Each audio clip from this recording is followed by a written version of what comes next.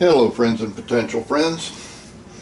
Back in the kitchen again, and if you saw my video on making more space in the freezer where I was attempting to can tomatoes, which really turned into more of a rant than a how-to, let me apologize for that. Basically the rant was, well, I think it was called for, but I don't think it reached the people that really need to hear it. I mean, my friends grow food in their gardens. Some have big gardens, some have small gardens, but we all know that you can grow food in small spaces if you need to. There are a lot of people out there that are still using that as a reason for not trying to grow food. I mean, even if you just grow one tomato plant in the windowsill, that's a good way to get started. One thing I neglected to mention in that rant was that when I'm growing tomatoes in my garden, I generally only use one or two of my raised beds, because the rest of the beds have other things growing in them. And incidentally, there's a lot of other food in the freezer right now too that I need to do something with. But I went at this tomato thing. A few years ago, I processed tomatoes through my juicer and just canned the juice, and that was no big deal. But this time around, I went into the ball book, and I don't know, maybe my brain was thinking more about that rant than it was about canning, but I just blindly followed the raw pack method of canning tomatoes that was listed in the ball book, and to be honest, it turned into a miserable failure. I mean, yes, the jar's all sealed, but they're half empty. Every one of them is like that. Now, I ran into that once before, and so I should have learned my lesson. The first time I canned mushrooms, I took raw mushrooms, packed them into the jars and canned them, and wound up with the same situation, jars half full of mushrooms. I later went back and I did our hot pack method, where I cooked the mushrooms a little bit before I put them in the jars, and that worked great. So going forward, whenever I see an option to use a raw pack or a hot pack, I'm going with the raw pack because I want my jars full. So now I've got to take those jars, open them back up again, dump the contents into a pan. I'm going to have to go through and peel and core a bunch more tomatoes. Then I'm going to have to cook them for about 5 minutes, is what it says in the ball book. Then I'll load them into the jars, and we'll go through the water bath process again. And this time, hopefully, it'll work out right. So let me start opening jars and dumping them and peeling tomatoes and coring them, and I'll get back with you. There we have a big pot of skinned and cored tomatoes. That should be enough. I've got the heat turned on.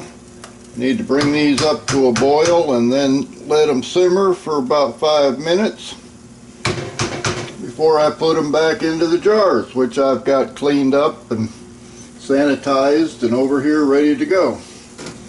And incidentally, I got a bunch more tomato skins to deal with too. Those will be going in the dehydrator. So let me get this thing cooking, and then we'll be back.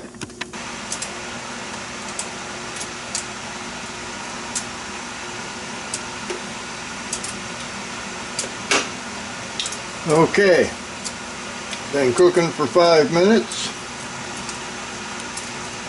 and to make sure I'm following the rules, putting hot tomatoes into hot jars. I put the jars over, or filled up the canner, and I suspended the jars above the water so that the steam, as it comes to a boil, is heating up the jars. So now it's just a matter of taking the tomatoes, putting them in the jars, with the citric acid, and the usual clean the rings, rims, get rid of bubbles, and put on the lids and back in the canner. Now I am using a slotted spoon here because I don't want to get any more of this juice than I have to. So let's see what we can do here. And I may have to get a glove. Not sure about that part.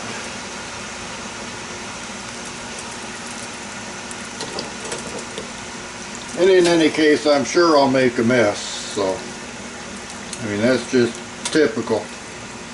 I'm in the kitchen, so of course I've got to make a mess.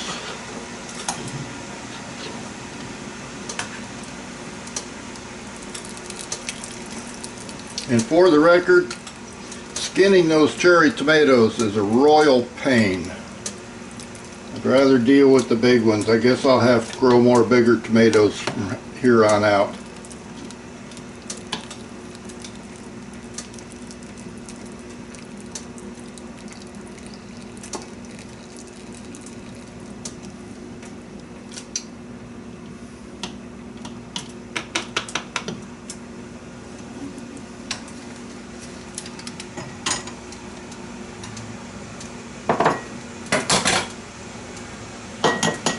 And I've got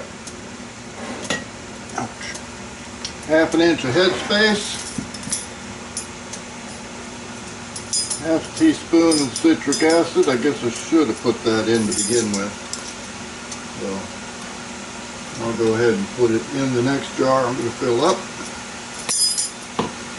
Take my vinegar on my little towel and go around the rim. Yes, it is hot. Oh, there's that, whoop, bubbler. I sure don't have any bubbles in there. Okay, now, grab a lid, grab a ring,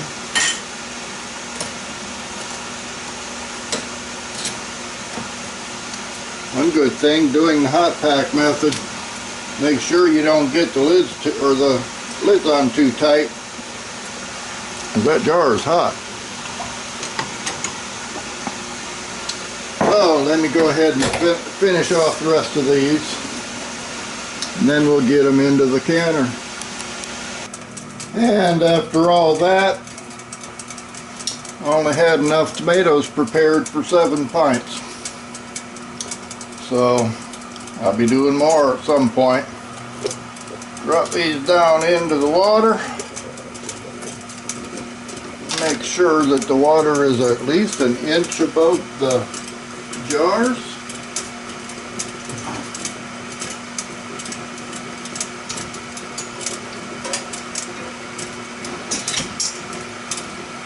Add a little bit more hot water to it. Make sure it's an inch above the jars. Now bring that one up to a boil. Once it starts bubbling good, I'll put the timer on for 40 minutes, and then we'll see what happens this time.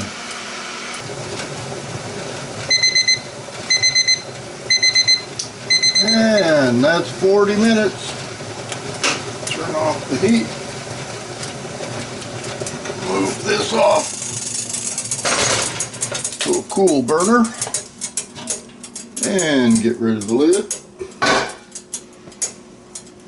Now I'm going to let that cool off for 5 or 10 minutes, and then I can pull the jars out and see what we got. Okay, that's been cooling for about 10 minutes. Move it back over here where I can get to it easier. And bring it up out of the water.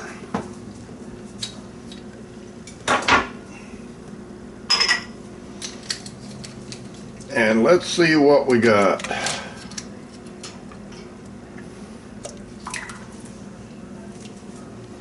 Well, what do you think? Looks a lot better than that first attempt.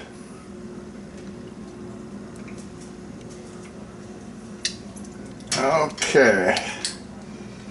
Let me get these out of the water and I'll bring you back and show you what we got. Well, that looks a lot better. 7 pints of tomatoes, good for long-term storage. I guess I figured out the right way to do it this time.